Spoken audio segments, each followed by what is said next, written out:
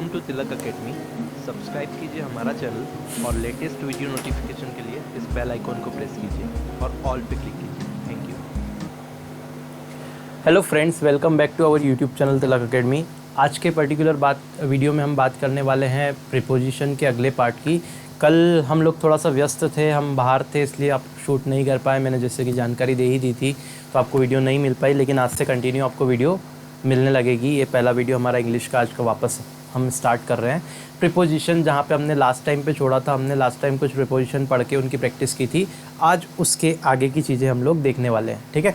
सो चलिए स्टार्ट करते हैं। सबसे पहले प्रीपोजिशन टू से। टू ऑलरेडी हम पढ़ चुके थे, लेकिन यहाँ टू और टू वर्ड साथ में देख रहे हैं तो एक बार और टू को रिवाइज़ करवा देता हूँ मैं, ठीक है। सबसे पहले आज के वीडियो की बात करते हैं टू की बात करते हैं कि टू प्रीपोजिशन जो है वो कहाँ यूज़ किया जाता है, ठीक है। तो पहले थोड़ा सा और बात कर लेते हैं कि आज के पर्टिकुलर वीडियो में कौन कौन से प्रीपोजिशन की हम लोग बात करने वाले हैं। सो हम लोग सबसे पहले टू और टू वर्ड की बात करेंगे, उसके बाद हम बिसाइड्स, एक्सेप्ट, है ना, एक्सेप्ट के बाद में across, against, below, under, without, through, along, beyond और विदाउट, ठीक है। विदाउट दो बार आ गया है तो कोई बात नहीं, ठीक है। इन प्रीपोजिशंस की आज हम बात करने वाले हैं, ठीक है। तो स्टार्ट करते हैं हम लोग टू से, ठीक है। तो टू का यूज़ कहाँ किया जाता है, ज़रा ध्यान से देखिएगा। तो टू का यूज़ को या से का बोध बताने के लिए किया जाता है। इसी किसी सेंटेंस में आपको बताना है कि को या से टाइप से बताना है तो टू का प्रयोग किया जाता है। सेंटेंस से देखते ज़्यादा अच्छे से समझ में आएगा। ही सेड टू मी, ठीक है। तो ही सेड टू का मी का मतलब उसने मुझसे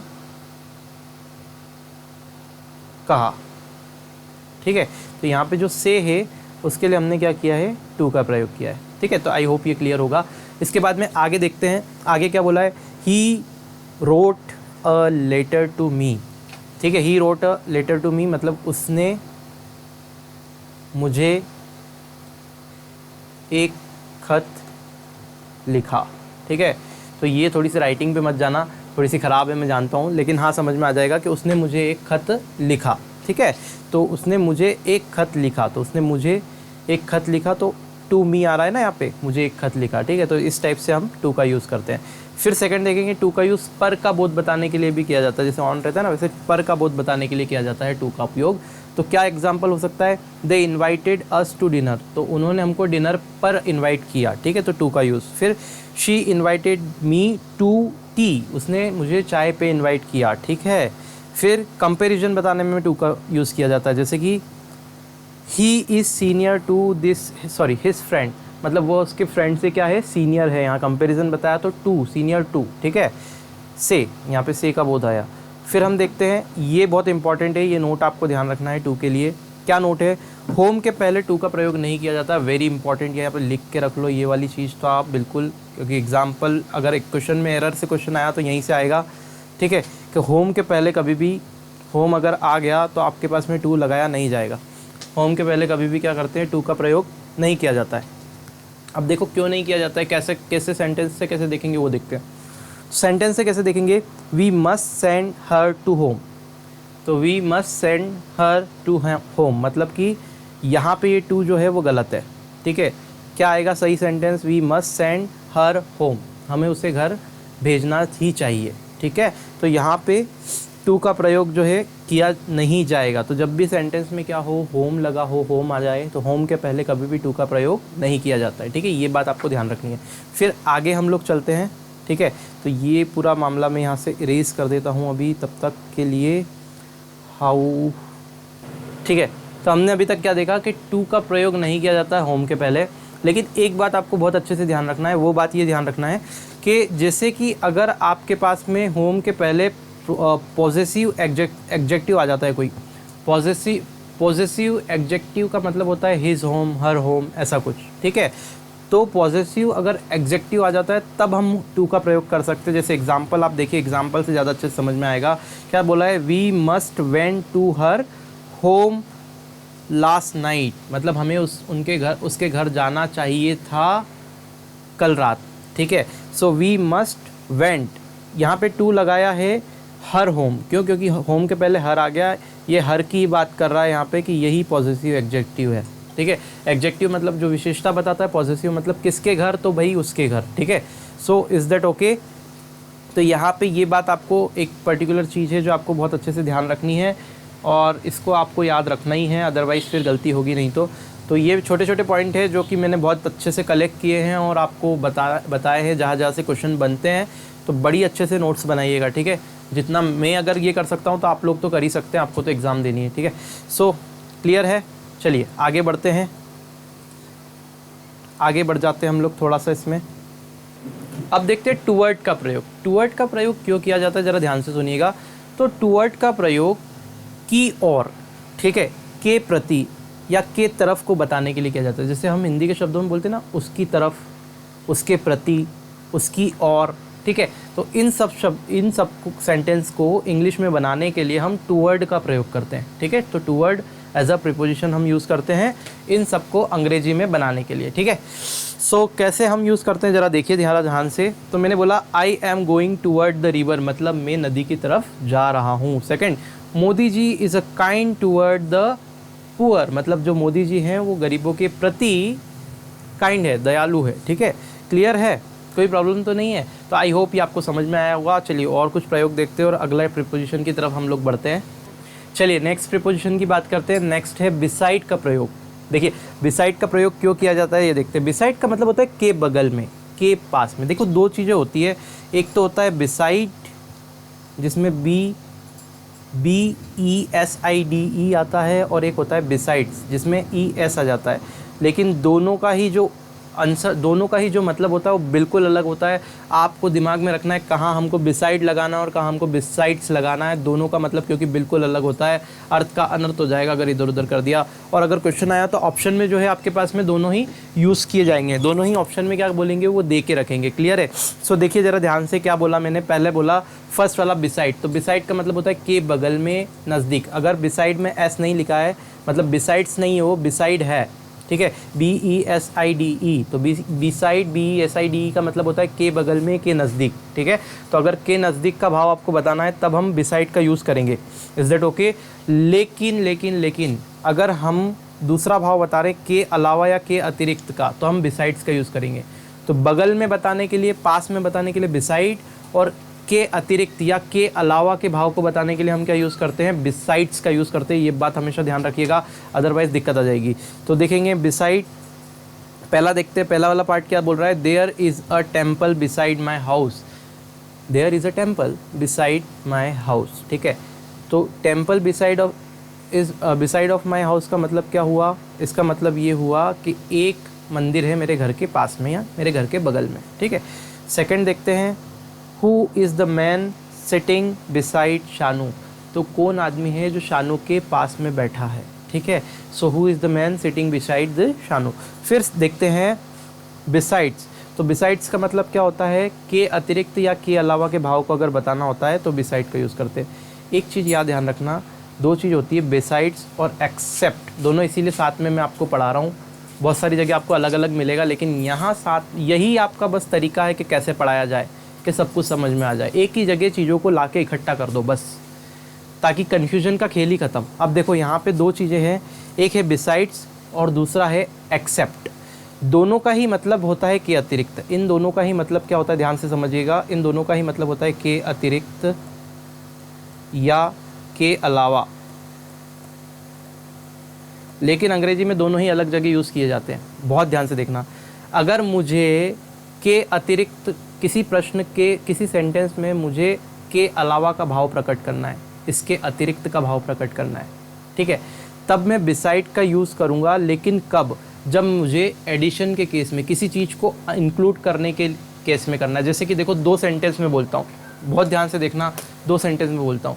मैंने जैसे पहला सेंटेंस बताया, इस पेन के अलावा मुझे और भी पेन चाहिए, इस पेन के अलावा मुझे और भी पेन चाहिए। तो मेरा मतलब क्या हुआ कि इस पेन के अलावा मुझे और भी चाहिए, मतलब मुझे और चीज़ को इंक्लूड करना है अपने अंदर, तब मैं बिसाइड्स का प्रयोग करूँगा, बिसाइड्स का प्रयोग करूँगा, ठीक है, के अतिरिक्त ES वाला।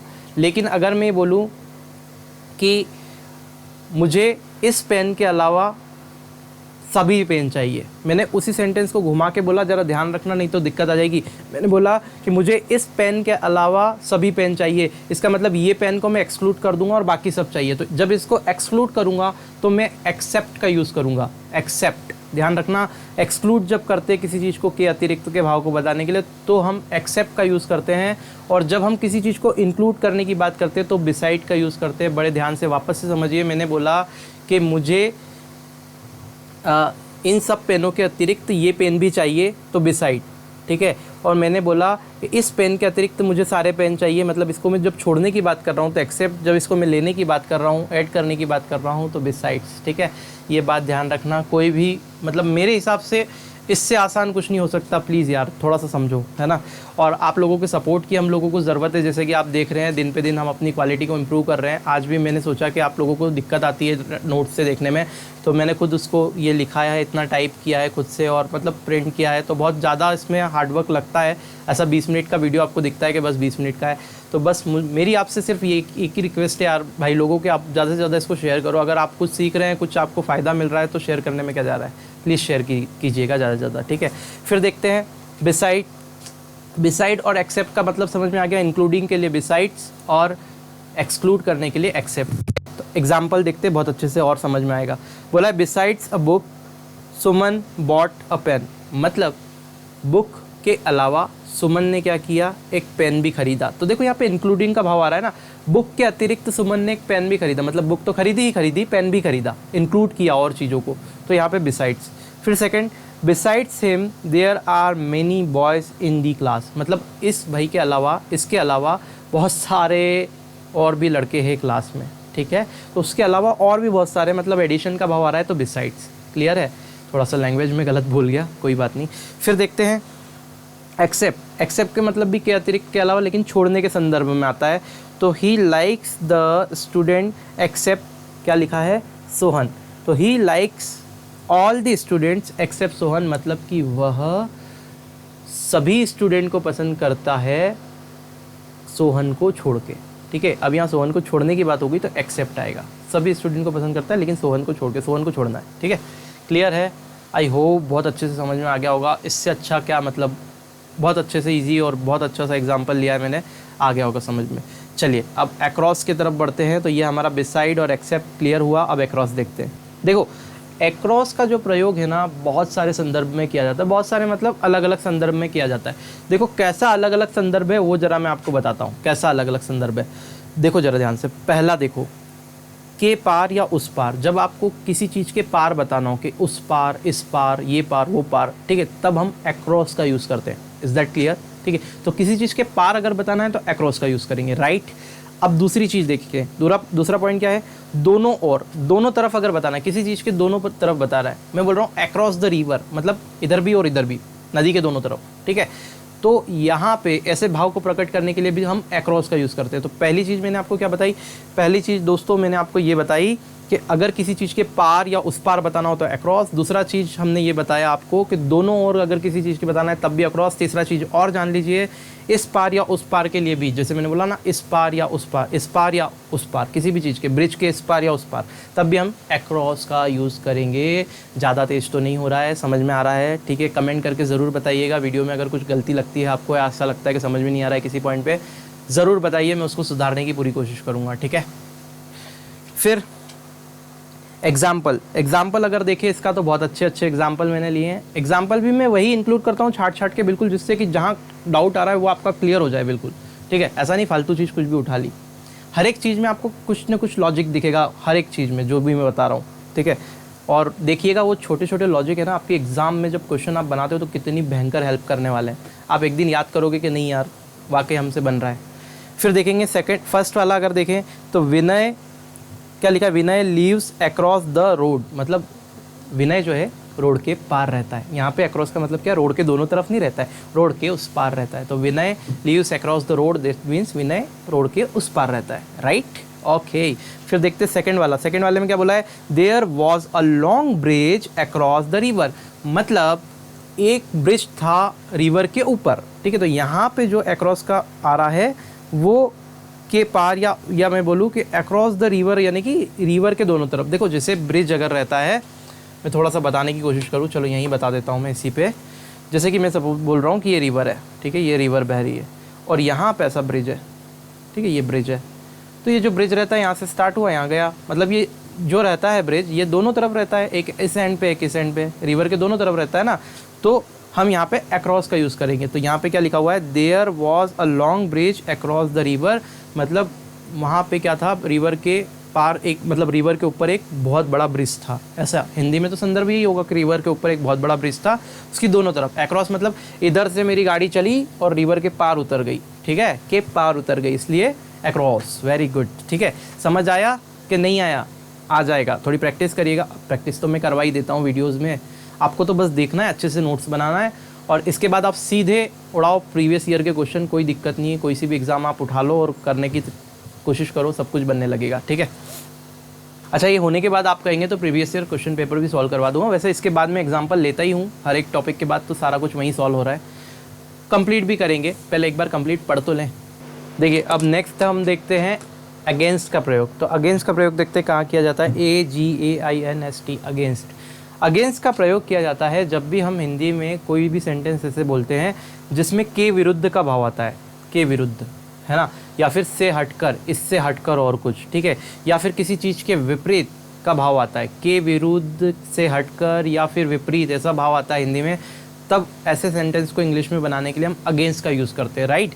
देखें कैसे, one should not go against the law, मतलब किसी को लॉ के विपरीत नहीं जाना चाहिए, ठीक है, किसी को भी क्या करना चाहिए, नियम के विरुद्ध नहीं जाना चाहिए, के विरुद्ध, नियम के विरुद्ध आया ना, ठीक है, तो यहाँ पे लॉ के अगेंस्ट नहीं जाना चाहिए हमको। फिर देखें, there was a ladder against the wall, ये बहुत ही इंपॉर्टेंट है, इसको तो लगा लो इंपॉर्टेंट बिल्कुल, कितनी बार ये एग्जाम्पल में पूछा गया है एग्जाम में क्वेश्चन।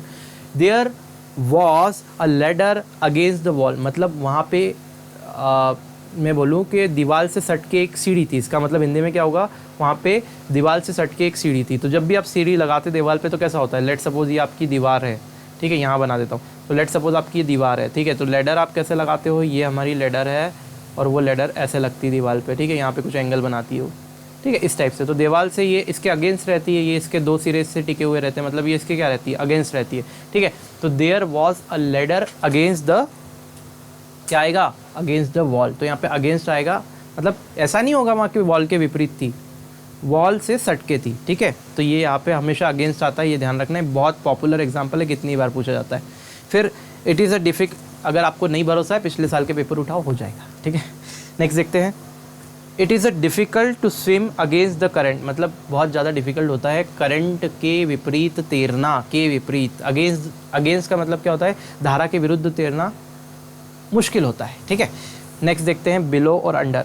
देखो, दो चीज़ मैंने आपको बताई थी, बहुत ध्यान से कनेक्ट करके यहीं पे देखना। दो चीज़ मैंने बताई थी, पहली चीज़ आपको बताई थी क्या बताया था मैंने, ओवर, जब हमने प्रीपोजिशन पिछले वीडियो देखे थे। दूसरी चीज़ हमने बताई थी अबव, मैंने आपको बोला था ओवर का मतलब होता है ऊपर, और ऊपर कैसे, तो जस्ट लंबवत ऊपर, जैसे मेरे सर के जस्ट ऊपर, तो ओवर लगाऊंगा मैं, ठीक है। अबव कब लगाऊंगा, जब ऊपर की बात होगी, अबव का मतलब भी ऊपर ही होता है, ठीक है, लेकिन अबव कब लगाऊंगा मैं, जब ऊपर की बात होगी और मेरे सर के जस्ट ऊपर की बात नहीं होगी, ऐसा कुछ ऊपर है लेकिन वो क्या है, छितरा हुआ है ऐसा, मतलब कहीं भी हो सकता है, ठीक है, तो वहाँ पे मैं लगाता हूँ अबव। लेकिन मैंने एक चीज़ और बताई थी कि अबव का यूज़ हम लेवल बताने के लिए भी करते हैं, ठीक है, तो लेवल, किसी चीज़ का लेवल जब हम बताते हैं तो अबव को यूज़ करते हैं, जैसे कि temperature is above the 100 degree Celsius, तो टेम्परेचर क्या है भैया इस चीज़ का 100 डिग्री सेल्सियस के अबव है, मतलब ऊपर है, ठीक है, तो टेम्परेचर भी बताने के लिए हम अबव का यूज़ करते हैं। ये तो क्लियर हो गया था आपको उसी टाइम। ऐसा कैसे ही ओवर की जगह होता है अंडर और अबव की जगह होता है बिलो, इसका जस्ट अपोजिट होता है, ज़रा ध्यान से देखना। ओवर का मतलब ऊपर, लंबवत ऊपर बताने के लिए, अंडर का मतलब नीचे, लंबवत किसी चीज़ के नीचे बताने के लिए, और नीचे भी कैसा कि जैसे ये चीज़ है छत और उसके नीचे मैं खड़ा हूँ, ठीक है, लंबवत जस्ट नीचे, लेकिन मैं ये छत को टच नहीं कर रहा हूँ, क्लियर है, टच नहीं होना चाहिए, ऐसा क्लियर है।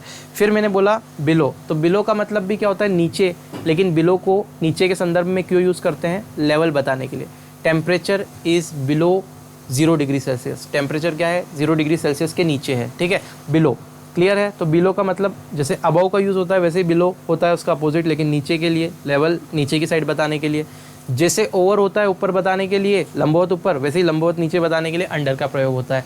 I hope it is clear. बस आप अब एग्जाम्पल देख लीजिए, सब बैठ जाएगा दिमाग में, ठीक है। बिल्कुल हलवा बना के दे रहा हूँ, जैसा आप कमेंट करते हैं, बहुत मुझे पसंद आई थी वो कमेंट, ठीक है। तो मैं वाकई में उसके ऊपर इतना काम कर रहा हूँ, thank you so much for that कि आप अप्रिशिएट कर रहे हैं उस चीज़ को। चलो कोई तो समझ रहा है, आप लोग तो समझ रहे हैं कम से कम, ठीक है। नेक्स्ट देखते हैं, तो यहाँ पे कुछ एग्जांपल देखते हैं। पहला एग्जांपल क्या है, the type of work is below, क्या लिखा है, सुमन्स डिग्निटी। जो भी काम है जो सुमन कर रही है वो उसकी डिग्निटी के नीचे है, बिलो। डिग्निटी के मतलब उसके जो भी उसका वो है एक डिग्निटी, उसके नीचे का काम कर रही हो, ठीक है। फिर अगला देखते हैं, the cat is sitting under the table, मतलब जो बिल्ली है वो टेबल के नीचे बैठी हुई है। टेबल के नीचे मतलब टेबल के नीचे बैठी हुई है, राइट। फिर नेक्स्ट देखते हैं, नेक्स्ट क्या बोल के रखा है, नेक्स्ट बोल के रखा है, his income is below 10,000 rupees per month, मतलब उसकी जो इनकम है वो बिलो है किसके, 10,000 रुपीज़ पर मंथ। क्लियर है, कोई प्रॉब्लम तो नहीं इसके अंदर। तो जो भी उसकी इनकम है वो कितनी है, 10,000 रुपीज़ के बिलो है, राइट। फिर अभी देखते हैं, Rakhi and Sonam are below average in beauty, मतलब राखी और सोनम दोनों ही क्या है, एवरेज ब्यूटी के नीचे आती है, ठीक है। बुरा मत मानना तुम लोग अगर कोई राखी सोनम हो तो, ठीक है। नेक्स्ट देखते हैं, एग्जाम्पल है भाई, कुछ भी नाम ले सकते हो आप, अपने हिसाब से लिख लो, जो दुश्मनी जिससे हो वो डाल लो, ठीक है। फिर देखो यहाँ पे देखते हैं, अलोंग और बियॉन्ड। अलोंग और बियॉन्ड का यूज़ करते हैं कि अलोंग और बियॉन्ड, कहाँ अलोंग लगाते हैं और कहाँ बियॉन्ड लगाते हैं, तो ज़रा ध्यान से देखना। अलोंग का मतलब होता है के किनारे या के किनारे के संबंध में, ठीक है। किनारे किनारे, अगर किसी चीज़ के किनारे किनारे हम चल रहे हैं तो अलोंग। जैसे सपोज़ करो एक दीवार है, यहाँ पे सपोज़ कर लो एक दीवार है, बहुत बड़ी दीवार है ऐसी, ठीक है, और एक बंदा है यहाँ पे, और वो क्या कर रहा है, ये दीवार है और ये बंदा ऐसे ऐसे दीवार के साथ साथ जा रहा है। मतलब ये दीवार है, जैसे नॉर्मली ये दीवार रहती है और यहाँ पे एक फुटपाथ रहता है, तो अपन ऐसे ऐसे चलते हैं कि नहीं फुटपाथ पे, तो जब चलते हैं तो क्या होता है, दीवार के साथ साथ चलते हैं, तो के किनारे किनारे चलते हैं, है ना। तो अलोंग दी वॉल आएगा वहाँ पे, इज़ दैट ओके, बहुत बढ़िया। फिर देखते हैं नेक्स्ट वाला, बियॉन्ड। बियॉन्ड का मतलब होता है के परे। तो जब भी हम के परे के संदर्भ में बात करते हैं, इसके परे उसके परे, है ना, इसके आगे उसके आगे, तब हम क्या करेंगे, बियॉन्ड का यूज़। जैसे कि से आगे या फिर उस तरफ के लिए भी बियॉन्ड का यूज़ कर सकते हैं, या फिर के परे का जब भाव बताना होता है तब बियॉन्ड का यूज़ करते हैं। अब देखिए बहुत अच्छे से एग्जाम्पल देखेंगे, पूरा क्लियर हो जाएगी पिक्चर, ठीक है। देखते हैं एग्जाम्पल्स को, चलिए बात करते हैं अब कुछ एग्जाम्पल्स की। तो एग्जाम्पल उसको देखते हैं बहुत अच्छे से, क्या एग्जाम्पल दे के रखे हैं ज़रा ध्यान से देखिए। फर्स्ट एग्जाम्पल क्या दे के रखा है, फर्स्ट एग्जाम्पल ये दे के रखा है, द गर्ल व वॉकिंग अलॉन्ग दी गार्डन, मतलब जो गर्ल है, जो लड़की है वो गार्डन के पास क्या कर रही थी, वॉक कर रही थी, के साथ साथ वॉक कर रही थी, ठीक है। अलॉन्ग दी गार्डन मतलब गार्डन की तरफ, या फिर बोलें कि एक गार्डन है, सपोज़ करो ये गार्डन है, ये गार्डन है, कहाँ लिखता हूँ मैं, यहाँ पे ये गार्डन है, ठीक है, और गर्ल ये गार्डन है, और जो लड़की है वो ऐसे वॉक कर रही थी गार्डन के आसपास, ठीक है। तो मतलब साथ साथ, ठीक है, तो के साथ साथ के लिए अलॉन्ग का यूज़ करेंगे।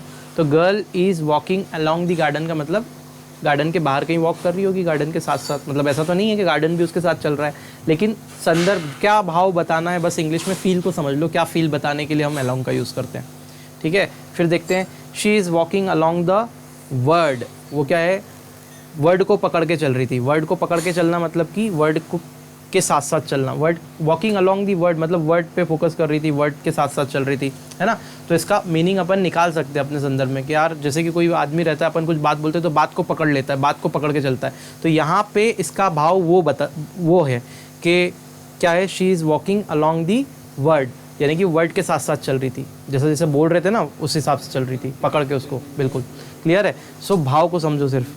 फिर देखें third, don't go beyond the border, border के परे मत जाना, ठीक है। बॉर्डर के अंदर रहोगे जब तक चलेगा, उसके बियॉन्ड मत जाना, परे मत जाना, ठीक है। फिर फोर्थ क्या होगा, there is a temple beyond the river, मतलब कि एक मंदिर है जो कि रिवर से दूर है, बहुत दूर है, बियॉन्ड है, परे है, ठीक है। मैंने क्या बोला, बिसाइड का मतलब क्या होता है, बगल में है, रिवर के बगल में है तो बिसाइड, लेकिन बहुत दूर है उससे, बियॉन्ड है कि परे है बिल्कुल मंदिर के, रिवर के परे है एकदम मंदिर, तो हम क्या करेंगे, बियॉन्ड का यूज़ करेंगे। आई होप समझ में आ गया होगा यार, और मतलब भाव फील को पकड़ो आप उसको। फिर विदाउट, विदाउट का मतलब होता है के बिना, छोड़कर या रहित, किसी चीज़ से रहित बताना हो, के बिना या किसी चीज़ को छोड़ के बताना हो, सिंपल इसका मीनिंग होता है के बिना, बिल्कुल परफेक्ट मीनिंग है। देखिए ज़रा, भुवन कांट लिव विदाउट यू, भुवन तुम्हारे बिना नहीं रह सकता, ठीक है। तो भुवन को उन्हें देख लीजिएगा अपने हिसाब से। We can't live without air, हम लोग एयर के बिना, प्राणवायु के बिना नहीं रह सकते, ठीक है। ऑक्सीजन के बिना, एयर के बिना हम लोग जिंदा नहीं रह सकते, कांट लिव। फिर he can not cut the cable without a knife, वो केबल को चाकू के बिना नहीं काट सकता। तो के बिना जहाँ भी आता है विद आउट का यूज़ करते हैं, विदाउट। विद का मतलब होता है के साथ, विद आउट का मतलब होता है के बिना, ठीक है, ध्यान रखिएगा। चलिए ठीक है, चलिए तो आज की कहानी अब हम लोग यहीं पे ख़त्म करते हैं। बहुत सारे प्रीपोजिशन मैंने आपको बता दिए, ऑलमोस्ट यहाँ पे सारे प्रीपोजिशन जितने भी होते हैं वो हमारे ख़त्म होते हैं। कुछ छोटे छोटे प्रीपोजिशन हैं, जैसे कि एक मैंने आपको बताया था थ्रू का प्रयोग, एक बीनेथ का प्रयोग बताया था, तो वो बीच बीच में मैंने वीडियो में ही बता दिया था जब मैंने आपको क्वेश्चन समझाए हैं, तो बीच में वो सारे प्रयोग बता दिए हैं। आप उस वीडियो को देखिए अच्छे से, आपको पता चलेगा कहाँ क्या यूज़ करते हैं, बीच में बताए हुए हैं, आपको मिल जाएंगे। अच्छे से नोट्स बनाइए, बहुत काम आएंगे ये नोट्स आपके एग्ज़ाम के टाइम पे। आप लोग याद करेंगे कि नहीं ये हमने पढ़ा और हमारा काम इससे बन गया, ठीक है। तो अल्टीमेटली आज के वीडियो को यहीं ख़त्म करते हैं। इसके बाद जो वीडियो आएगी एक प्रैक्टिस वीडियो रहेगी, जिसमें सारे प्रीपोजिशन जो इंपॉर्टेंट है जो आज पढ़ाए हैं और कुछ मुझे ऐसा जो लग रहा है जो छूटा हुआ है, कुछ पहले का कुछ एग्जांपल, वो लेके प्रैक्टिस सेशन आएगा एक, तो वो आधे घंटे की समथिंग वीडियो रहेगी। तो उसमें सारे क्वेश्चन की मैं प्रैक्टिस करवाऊँगा जैसे मैं करवाते आया हूँ अभी तक, तो आपको सब पता चल जाएगा कब कहाँ क्या लगाना है, इनको लेकर, इनको इंक्लूड करके। जैसे जो भी वीडियो मैं बनाता हूँ, पहले वीडियो का पोर्शन रहता है जिसमें एक्सप्लेनेटरी पार्ट रहता है, उसके बाद एक वीडियो होती है जिसमें ऑब्जेक्टिव मैं आपको बताता हूँ कि कैसे कैसे ऑब्जेक्टिव एग्जाम में आए हुए हैं। पढ़ रहे हो तो कुछ समझ में भी आ रहा है, मतलब एग्जाम में आता भी हो या नहीं आता है, तो आप देख रहे हैं जो भी पढ़ाया सब कुछ एग्जाम में आ रहा है, ठीक है। उसी हिसाब से मैंने पूरा फॉर्म किया है सारा कुछ, ठीक है। अभी एक वीडियो मैंने आपको बोला ऑब्जेक्टिव की ओर आएगी, उसके बाद में जो वीडियो आएगी वो पर्टिकुलर वीडियो होगी आपकी फ्रेजल वर्ब की। वो बहुत इंपॉर्टेंट प्रीपोजिशन का मैं बोल रहा हूँ, मतलब सबसे अच्छी अगर वीडियो में कोई बोलूँ इंग्लिश की तो वो होने वाली है, क्योंकि उसके ऊपर जितने क्वेश्चन आप देखेंगे ना, कितने एग्जाम में बने हुए हैं, जितनी भी इंपॉर्टेंट फ्रेजल वर्ब है, जिसमें सबसे ज़्यादा दिक्कत आती है इंसान को कि यार अच्छा काश इसका मतलब पता होता आज मुझे, तो मेरा आंसर गलत नहीं होता, एक नंबर बच जाता और आज सिलेक्ट हो जाता, ठीक है। तो वो सारी चीज़ें अगले वीडियो, इस पर्टिकुलर वीडियो के जो बाद वीडियो आएगी ऑब्जेक्टिव के बाद में, उसमें सारी फ्रेजल वर्ब में डिस्कस करूँगा। तो वो सारे इंपॉर्टेंट यूज़, और उसके बाद एक लास्ट वीडियो होगी प्रीपोजिशन की, जिसमें मैं ये बताऊंगा कि कहाँ प्रीपोजिशन नहीं लगाना है ताकि एरर में भी काम अपना बन जाए, ठीक है। इसके बाद फिर कुछ नहीं पढ़ने की ज़रूरत पड़ेगी आपको कभी जीवन में प्रीपोजिशन में, ठीक है। तो आई होप ये आपको पर्टिकुलर चीज़ें सारी क्लियर हो गई होगी। अगर आपको वीडियो अच्छा लगा है तो प्लीज़ लाइक कर दीजिए, शेयर आपको करना ही पड़ेगा, ठीक है, क्योंकि हम लोग अगर कुछ कर रहे हैं आपके लिए तो प्लीज़ आप लोग हमारे लिए इतना तो कर ही सकते हैं कि आप शेयर करें। अगर चैनल को सब्सक्राइब नहीं किया, सब्सक्राइब करके बेल आइकन को प्रेस कर लीजिएगा, और जिससे कि आपको टाइम पे मिलता रहेगा कि हाँ वैसे तो रोज़ ही क्लास आती है, लेकिन नोटिफिकेशन मिल जाएगा अगर कोई इंपॉर्टेंट वीडियो भी बाद में आती है। तो बहुत जल्द हम दूसरे सब्जेक्ट भी चालू करने वाले हैं। चलिए मिलते हैं नेक्स्ट वीडियो में। जय हिंद।